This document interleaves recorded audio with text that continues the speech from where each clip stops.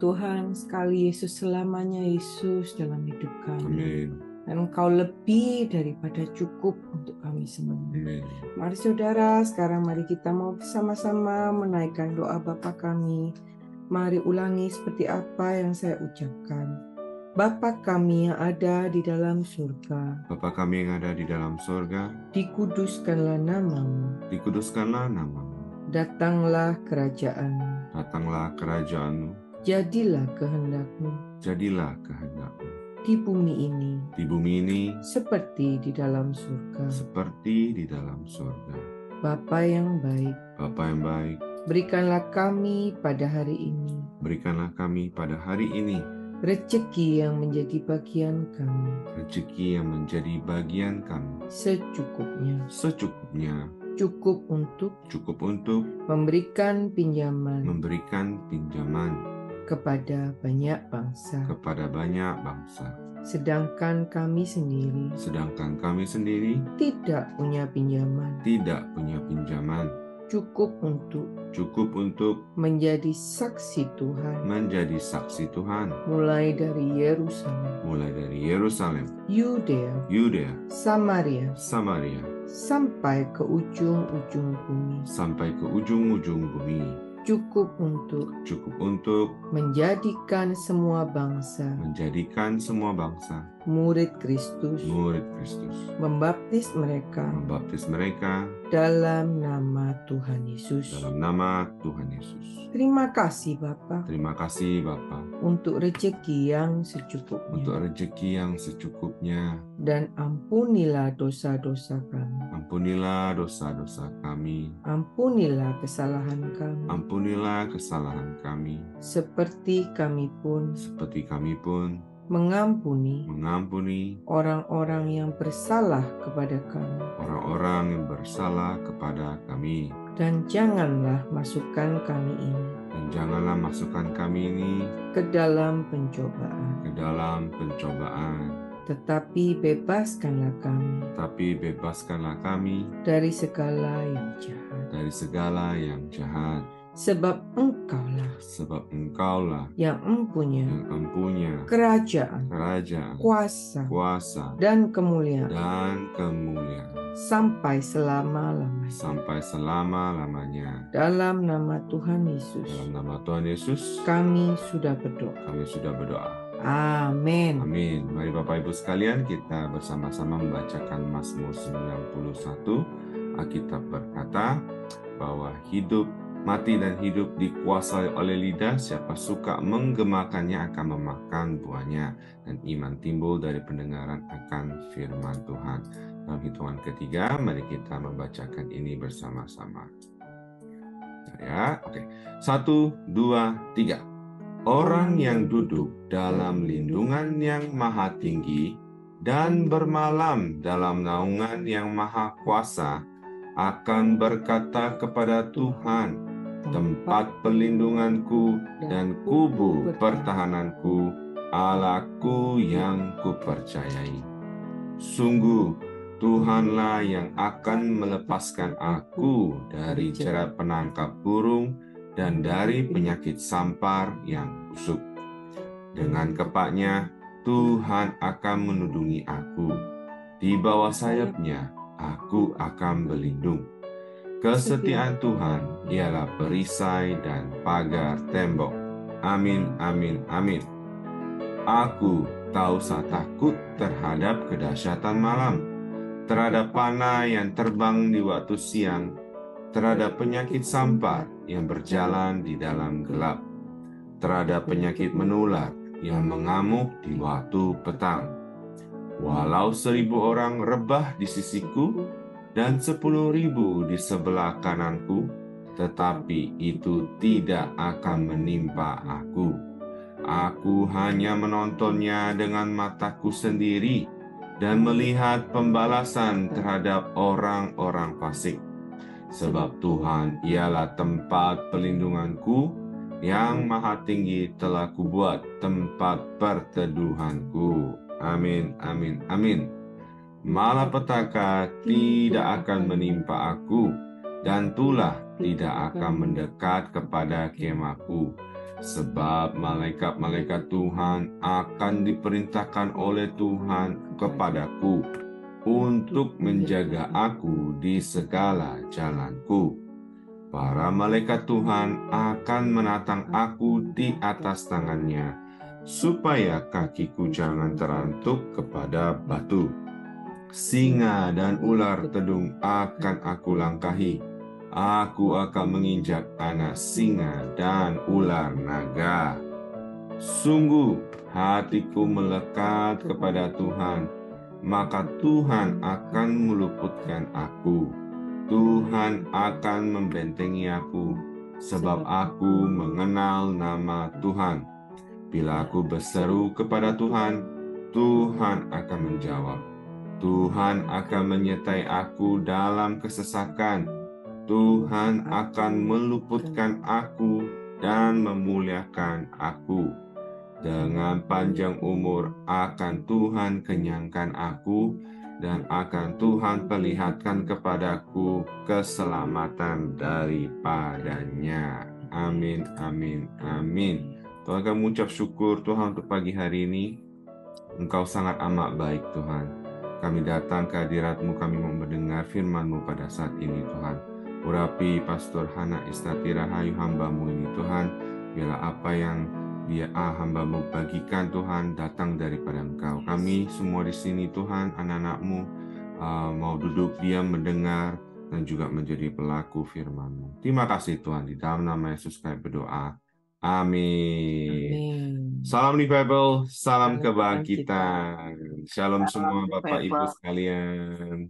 Apa kabarnya hari ini, hari Selasa, Juli 4, hari kemerdekaan di Amerika. Kami senang sekali bisa melihat Bapak Ibu semua. Dan saat ini kita akan dilayani oleh Ibu James. Waktu dan tempat kami berikan kepada Ibu James. Silakan Ibu James. Pada saat ini saya akan mengangkat sebuah tema, yaitu reaksi menghadapi suami yang berselingkuh.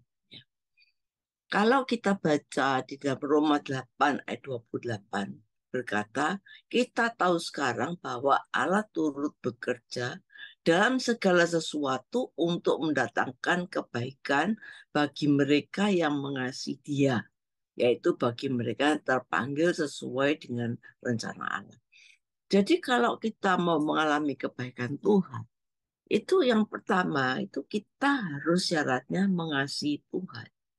Jadi ayat ini nggak bisa diambil oleh semua orang ya, yang kan Allah itu bekerja. Itu dikatakan bagi orang yang mengasihi Dia. Jadi syarat utama Allah bisa bekerja mendatangkan kebaikan kalau kita mengasihi Dia. Dan tanpa kita sadari, dalam dunia ini banyak orang yang kuasa-kuasa yang merebut hati kita, dan banyak orang juga yang hatinya sudah terebut, tersandera, terbelenggu, terikat oleh cinta akan dunia dan hawa nafsunya, sehingga mengasihi akan Tuhan itu sudah hampir dikatakan hilang, karena mereka cenderung mengasihi dunia, tidak mengasihi Tuhan. Seberapa orang mengasihi Tuhan, itu sehingga Tuhan itu memandang bahwa mereka itu sudah tidak mengasihi Tuhan lagi. Saudara, kalau kita tanya barangkali masih berapa banyak kita yang mengasihi dunia. Tapi Tuhan itu masih memberi kesempatan pada kita untuk kita menumbuhkan rasa cinta pada Tuhan dan meninggalkan cinta kita akan dunia. Saudara, tapi yang perlu kita ingatkan bahwa umur biologis kita itu makin bertambah. Ya. Maka kesempatan itu untuk kita bisa kembali mengasihi Tuhan, bertumbuh untuk kita mengasihi Tuhan, itu kalau umur biologis kita semakin bertambah, maka kesempatan yang Tuhan berikan itu makin sempit, makin berkurang. Ditinjau dari waktu kesempatannya makin kecil, dan dari pembentukan karakter, saudara, mungkin bisa susah untuk diubahkan. Saudara, dikatakan bahwa Allah ikut bekerja dalam segala perkara mendatangkan kebaikan. Jelas Allah bekerja mendatangkan kebaikan bagi orang yang mengasihi Dia. Tetapi apakah kita mengasihi Tuhan? Kalau kita tanya sama orang, apakah kamu masih mengasihi Tuhan? Mesti banyak yang mengatakan, ya, saya mengasihi Tuhan. Tapi kadarnya kita mengasihi Tuhan itu seberapa? Saudara, maka karena itu banyak orang yang kadarnya mengasihi Tuhan itu berkurang sehingga dia lebih mengasihi dunia dan hawa nafsunya, sehingga kita lihat bahwa banyak orang-orang saat ini yang hidupnya tidak benar, ya, berselingkuh, tidak menjadi kepala rumah tangga yang baik, tidak menjadi panutan bagi anak-anaknya. Kenapa? Karena Injil yang murni itu mengancam kenyamanan seseorang, zona nyaman mereka. Karena kalau kita 100% hidup karena Injil kan tidak boleh ini, tidak boleh jalan di antara orang fasik, tidak boleh duduk di tengah orang pencemooh dan sebagainya, kan banyak. Nah, ini rasanya banyak orang merasa kehilangan kenyamanan akan dunia. Sehingga akhirnya mereka kurang lagi untuk mengasihi Tuhan. Kita harus menyesuaikan hidup kita dengan kehidupan Kristus. Padahal banyak orang yang sudah hatinya tersandera pada dunia, saudara. Kita lihat tubuh kita ini peta dari apa yang kita konsumsi. Ya, jiwa kita ini adalah peta dari keadaan dan kejadian yang kita alami. Saudara, dikatakan seorang itu tidak bisa mendadak menjadi baik. Ya, ada proses. Dan juga tidak bisa orang itu kemudian langsung mendadak menjadi buruk. Rumah tangga dibangun baik-baik, ya. Semua orang kasih selamat. Selamat hari ulang tahun pernikahan, saudara. Katakan, ayo selamat hidup berbahagia, saudara. Semua orang ingin hidupnya demikian. Tetapi kita tidak bisa itu semua dibangun perlu waktu, tidak seperti seorang pencet tombol, saudara. Bagi orang yang mengasihi Allah, itu setiap peristiwa di dalam kehidupannya itu mengandung satu pelajaran rohani. Jadi kalau kita mengalami sesuatu, tapi kalau kita mengasihi Tuhan, kita tahu di dalam kita mengalami sesuatu itu ada rencana Allah dalam hidup kita. Ada satu pelajaran rohani. Jadi saya katakan tidak ada orang yang bisa baik itu mendadak, itu nggak bisa. Juga orang menjadi buruk mendadak itu nggak bisa. Ya, apapun yang kita pandang baik ternyata kadang-kadang itu dosa. Mulai dari perasaan, ya, akhirnya jatuh, ya. Itu sebagai burung yang kehilangan sayapnya, ya. Kita akhirnya hidup dalam kebinasaan. Kalau hari ini, saudara, umpamanya kita nggak mau berubah, saudara, hidup kita nggak mau berubah, 5 tahun ke depan tambah nggak bisa kita berubah. Dan banyak hal yang harus kita kikis, ya, di dalam pengalaman hidup kita, karena Bapak kita itu Bapak yang baik. Saya mengevaluasi banyak orang yang konseling mengenai rumah tangga. Itu beberapa orang kalau suaminya selingkuh, itu pertama dia bilang, dia akan membalas, ya. Dia akan membalas apa yang suaminya lakukan. Saudara, dia katakan, saya akan membalas, saya juga bisa ikut berselingkuh. Karena dia bilang, gigi ganti gigi, mata ganti mata. Jadi orang yang menanggung utang budi harus dibayar dengan utang budi. Saudara, membalas dengan yang berbuat sama, berselingkuh. Saudara, dan ini hanya menambah para masalah. Ya, bahkan menerjunkan dirinya ke dalam lembah dosa dan menjadi contoh anak-anak hidup dalam kehancuran. Ada seorang yang mengalami demikian, ya, yang datang pada saya. Dia bilang, suami saya berselingkuh. Buat apa kalau dia sudah berselingkuh? Sudah nggak bisa dirubah hatinya. Jadi ya dia akhirnya juga berselingkuh. Dia akhirnya menikah dengan orang lain. Tetapi saudara, itu bukan menyelesaikan masalah. Saudara, di waktu dia berselingkuh dengan orang lain ini, saudara, dia bilang sama saya, Bu Jim, saya akhirnya nggak tahan. Saya akhirnya menikah lagi. Terus saya bilang, tapi suami saya ini baik, lebih baik dari suami saya yang pertama.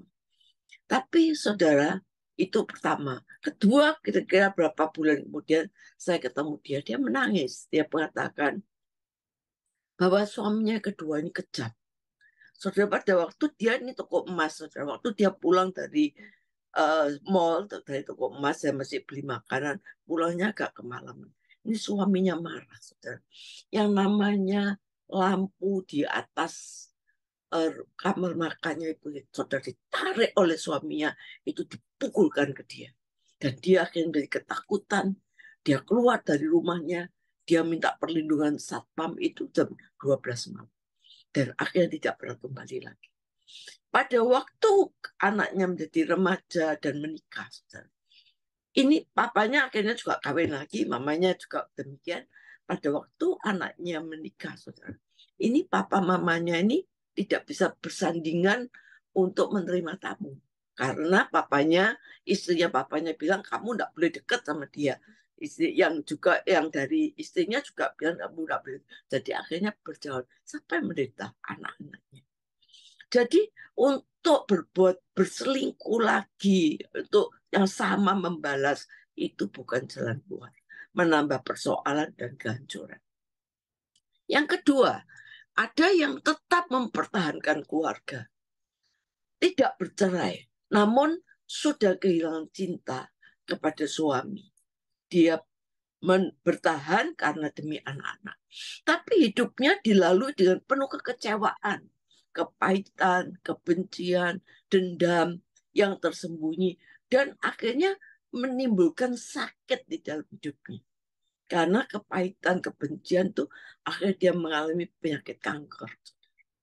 Saudara, ini tidak benar juga, saudara, karena dia akan menyiksa dirinya sendiri. Dan akhirnya dia meninggal dengan sakit kanker. Yang ketiga, ada yang bereaksi minta cerai, ngancam. Kita cerai saja, saudara. Ini bukan kehendak Allah juga. Karena firman Tuhan mengatakan, apa yang dipersatukan Allah tidak bisa diceraikan oleh manusia. Seringkali ancaman ini dengan maksud agar pasangannya ini takut dan kembali. Tapi cara ini justru terjadi kegagalan, saudara. Ancaman itu bukan solusi yang terbaik juga. Amsal 18 ayat 21 dikatakan, hidup dan mati dikuasai lidah. Siapa suka mengemakannya, memakan buahnya. Sebenarnya dia ingin ngancam, tapi suami yang terikat. Ini ada kuasa yang mengikat suaminya, saudara. Itu nggak bisa ditantang, saudara. Orang kalau suami sudah jatuh dalam dosa perzinahan, perselingkuhan, itu nggak bisa ditantang. Nggak bisa. Sudah saya lihat beberapa contoh, banyak sekali contoh, nggak bisa ditantang. Bahkan itu nekat untuk menunjukkan bercerai. Akhirnya apa? Rumah tangganya hancur berantakan. Karena apa? Nggak bisa. Kalau suami ditantang cerai, akhirnya dia bilang sudah ya kesempatan ini istrinya minta cerai, ya akhirnya cerai, saudara. Tapi saudara, perceraian itu bukan jalan keluar karena Allah membenci perceraian. Yang keempat, ada pasangan yang emosi menggertak suaminya. Kalau kamu masih demikian, kamu mau pilih dia atau pilih aku? Dikatakan ini juga bukan reaksi yang benar, saudara. Karena kalau suami itu sudah namanya kesetanan, saudara, ya, itu nggak bisa ditantang. Saya katakan nggak bisa. Karena kalau sudah kesetanan itu sudah nggak bisa ngambil keputusan yang benar. Bagaimana kalau orang sedang dikuasai setan bisa mengambil keputusan yang benar? Ini harus diketahui oleh para istri. Ya, bahkan dia merasa ditantang, nggak bisa dipojokkan. Dia ditantang, dipojokkan. Itu sama dengan menggali emosinya. Sehingga pasti akhirnya dia bilang, ya saya mau pilih dia. Kamu mau apa? Terserah kamu mau pilih apa, aku pilih dia. Saudara, kita sebagai wanita, kita mesti ingat bahwa dosa lain yang dibuat manusia itu dosa yang dibuat di luar tubuhnya. Alkitab mengatakan dalam Korintus. Tapi dosa perselingkuhan itu dosa ada di dalam tubuhnya. Ya. Sehingga dosa yang disaput cinta ini seringkali susah untuk melepaskannya, menyelesaikannya. Bisa tahunan, saudara. Kita harus sebagai wanita, bagaimana sikap kita? Amsal 14 mengatakan, wanita yang bijaksana membangun rumahnya. Tapi wanita yang bodoh meruntuhkan dengan tangannya sendiri. Saudara, untuk membangun itu lebih sulit daripada meruntuhkan. Saudara, membangun rumah itu perlu beberapa bulan, berapa tahun. Tapi untuk merobohkan bulldozer 1 hari bisa selesai. Saudara, kita harus ingat, kita sebagai wanita itu sebagai penolong. Pada waktu suami kita jatuh dalam dosa, ini fungsinya kita sebagai wanita untuk menolong. Entah itu jatuh dalam perselingkuhan, suami jatuh terpuruk dari keuangan, suami terpuruk jatuh dalam segala perkara. Saudara, kita ini wanita, istri-istri itu menjadi penolong. Ingat, istri-istri itu ada kuasa. Saudara, separah apapun keadaan kita, sesulit apapun masalah kita, bagi Tuhan tidak ada yang sulit. Bagi Tuhan tidak ada yang tidak bisa diselesaikan. Kita harus ingat. Karena itu kita bukan melawan darah dan daging, saudara. Dulu waktu suami saya berselingkuh, saudara, saya tidak mengerti kebenaran ini. Saya lawan suami saya dengan darah dan daging. Saya apa? Saya lempar piring, saudara. Suami saya datang, saya marah, saya temui dia di hotel, saya ketemu dia marah pulang, namanya piring satu meja dibuang semua, namanya parfum saya itu dibuang semua, saya lempar. Itu terjadi, saudara. Kenapa? Nggak bisa. Ini bukan melawan darah dan daging, saudara. Ini melawan roh-roh jahat yang menguasai diri. Jadi waktu itu saya belum mengerti, saudara. Setelah saya sadar, saya mengerti. Saya balik 360 derajat. Bahwa saya tahu saya tidak mau melawan darah dan daging. Jadi saya mau melawan segala roh-roh jahat yang menguasai dia. Mengikat roh perselingkuhan, mengikat roh perdinahan, roh kenajisan, roh amarah, roh keras hati, roh keras kepala. Ya, yang ada pada suami mungkin tidak berselingkuh, tapi keras kepala, maunya sendiri, mudah emosi, bentar-bentar mukul, KDRT, saudara. Itu semua adalah kuasa-kuasa iblis, kuasa-kuasa jahat yang mengikat.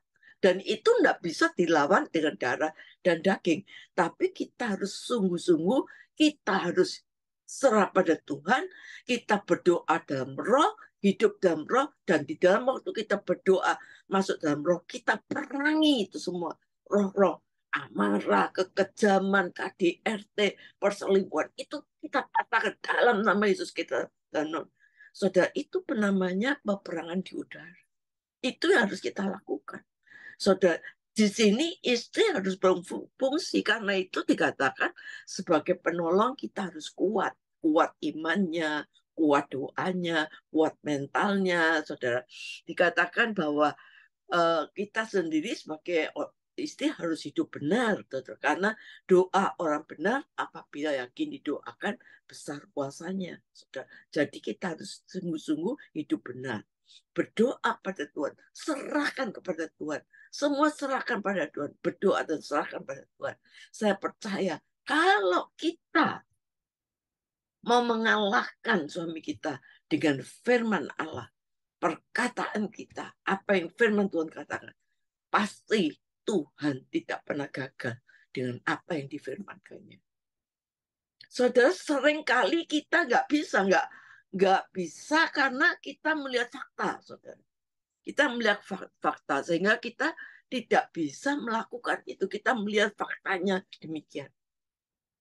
Hati ini pasti emosi, pasti panas, saudara. pasti emosi, pasti panas. Pada waktu saya melihat suami saya di hotel, saya buka kamarnya, saya lihat dia ada dengan wanita. Saya emosi, saudara. Waktu itu saya emosi. Saya belum mengerti kebenaran firman Tuhan. Saya labrak, saudara. Tapi, saudara, ternyata Tuhan memberikan pelajaran pengalaman rohani dalam hidup saya. Selama 5 tahun, saudara, saya berdoa. Saya lakukan apa yang seperti firman Tuhan kata. Maka itu yang terjadi. Saudara, kata firman Tuhan mengatakan, tabur kasih.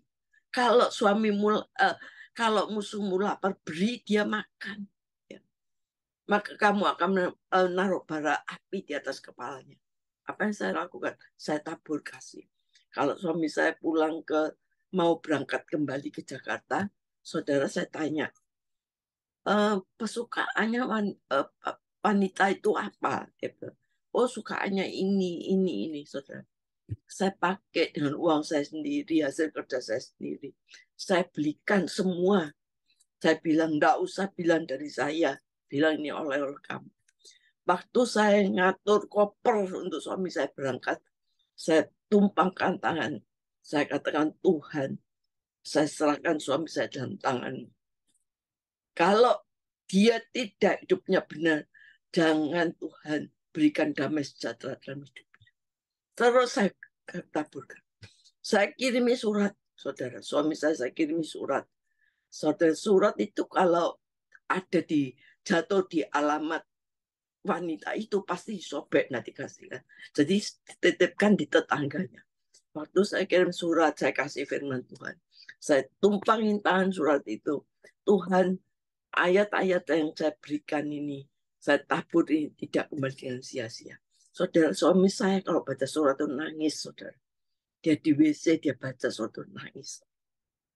Saudara, karena pada waktu kan tidak ada HP, saudara. Jadi nggak bisa berhubungan. Saudara, pada waktu saya siapkan suami saya pakaian, dia berangkat naik pesawat. Saudara, apa yang dia kata?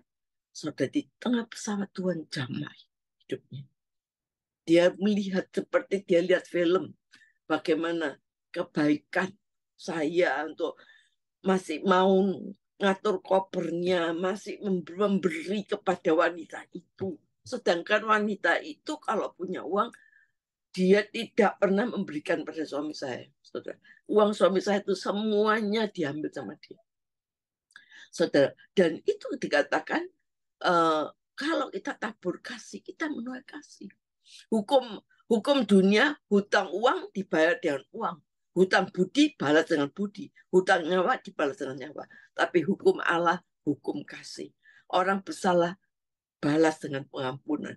Kejahatan balas dengan kebaikan. Saudara, kasih itu adalah kasih yang mengampuni.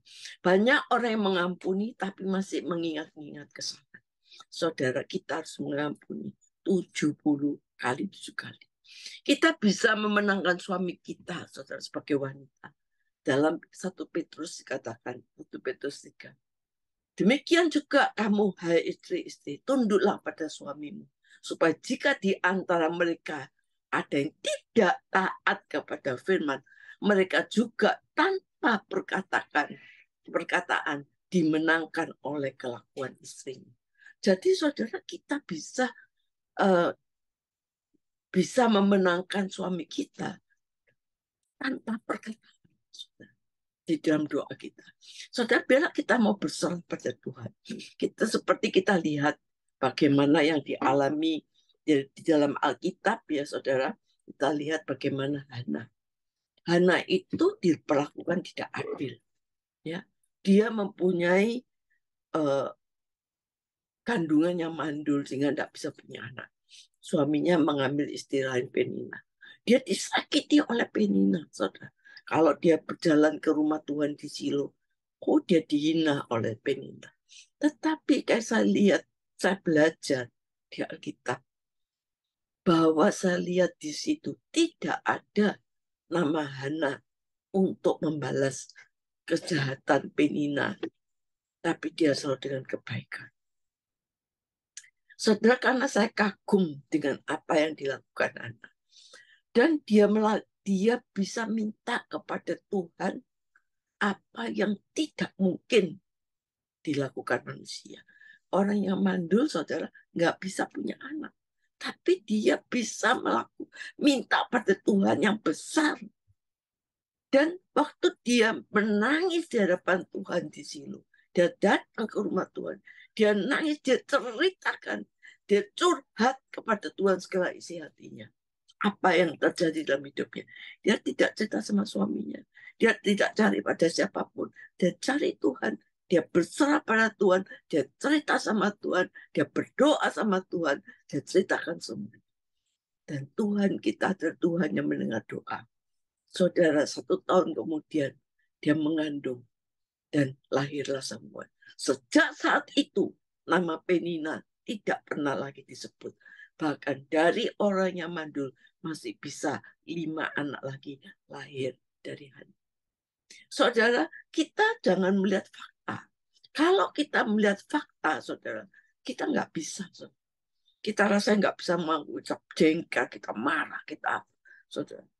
Tapi kalau kita melihat janji Tuhan, kita pegang janji Tuhan, Tuhan apa yang dipersatukan Allah tidak bisa diceraikan oleh manusia. Saudara, pada waktu 5 tahun saya berdoa, semua orang sudah bilang, sudah kamu nggak usah mau bersatu kembali. Sudah cukup kamu kasih waktu. Kamu masih muda, kamu bisa menikah lagi. Saudara, tetapi pada waktu hari perpisahan saya sama suami saya, pada waktu kita masih berhubungan, dan akhirnya saya hamil, saudara. Padahal pada waktu itu tidak mungkin sebenarnya saya bisa hamil pada waktu itu. Tapi justru saya hamil. Orang-orang mengatakan saya harus gugurkan kandungan itu. Gugurkan kandungan itu. Buat apa? Suamimu sudah demikian, kamu kok masih mau hamil? Ibu saya justru mengatakan, kan Tuhan tahu keadaanmu, nggak apa-apa. Tapi saya tanya sama Tuhan, Tuhan apa yang saya lakukan? Jangan gugurkan. Jadi waktu saya berdoa, itu ada 2 suara. Satu suara katakan, gugurkan, gugurkan. Satu suara, jangan gugurkan, jangan gugurkan. Dan Tuhan memberi ayat, Yeremia 29 ayat 11. Aku tidak punya rancangan kecelakaan, tapi masa depan yang penuh pengharapan. Saudara, setiap kali saya kumpulkan anak-anak saya berdoa. Saya perang dalam roh, saudara. Setiap kali saya berdoa, saudara, mungkin saudara merasa doa kok rasanya habis doa nggak terjadi apa-apa. Sering orang bilang demikian. Saya sudah berdoa, Bu Jim, tapi kok rasanya nggak terjadi apa-apa. Saya katakan enggak. Kalau kita doa sungguh-sungguh, kita bisa membuka pintu surga. Sehingga kenapa? Waktu saya berdoa, jam 7 malam saya berdoa dengan anak saya. Besok paginya, suami saya itu bisa tanya, tadi malam kena anak-anak baik-baik saja tak?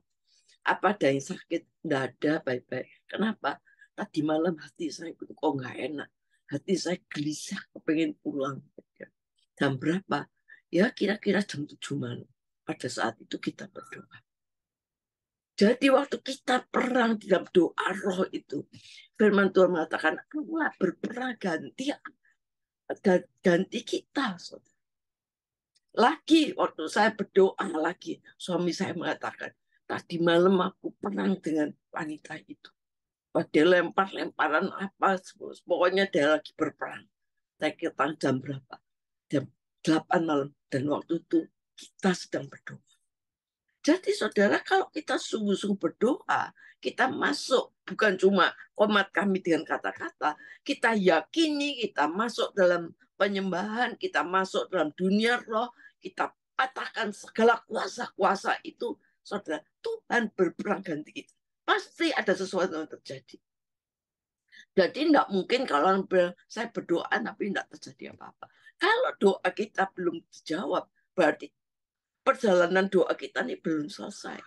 Kalau perjalanan doa kita selesai, maka ujung daripada doa kita bukan diakhiri dengan air mata, doa kita bukan diakhiri dengan penyesalan, doa kita bukan diakhiri dengan kekecewaan, tapi pasti doa kita diakhiri dengan kemenangan. Karena doa orang benar, kalau yakin didoakan, besar kuasanya. Saudara, ayo kita sebagai wanita, jangan kita berikan yang jelek.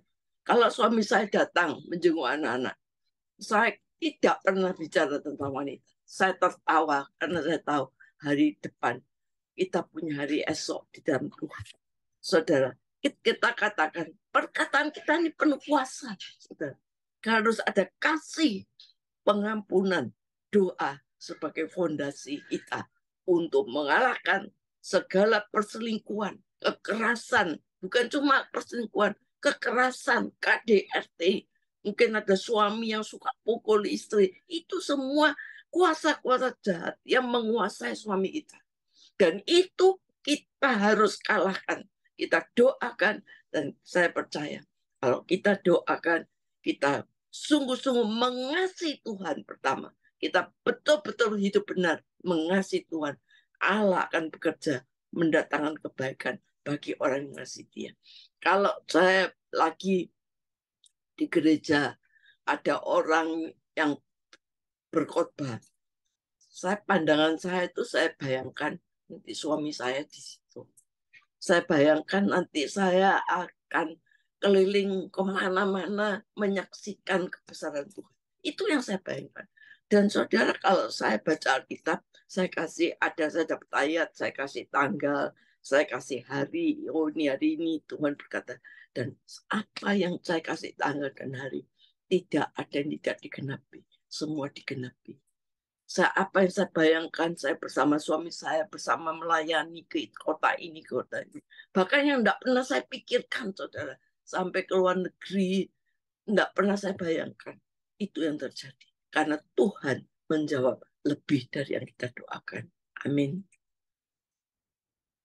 Pada hari ini, khususnya kami berdoa untuk William dan Sisil yang anniversary 15 tahun. Kami tahu Tuhan, biarlah kasih Kristus sebagai dasar hidup suami istri ini terus akan bertumbuh, berakar untuk selama-lamanya.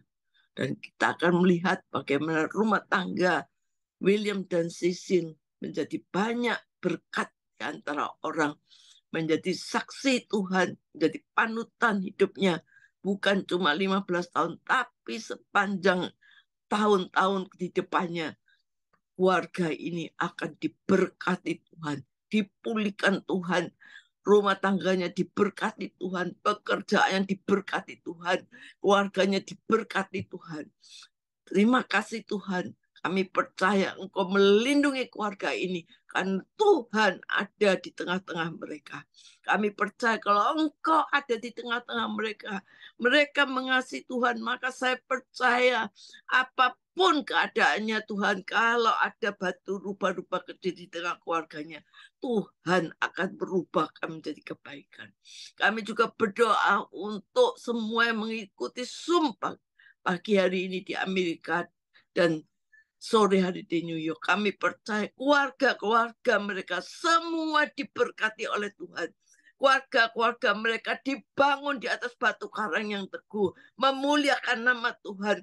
Karena perkawinan kami adalah dari Tuhan, oleh Tuhan, dan untuk kemuliaan nama Tuhan. Diberkatilah buah kandunganmu, diberkatilah adonan rumah tanggamu, pekerjaanmu, rumah tanggamu. Semua yang diberkati oleh Tuhan. Supaya apa? Supaya nama Tuhan dipermuliakan. Amin.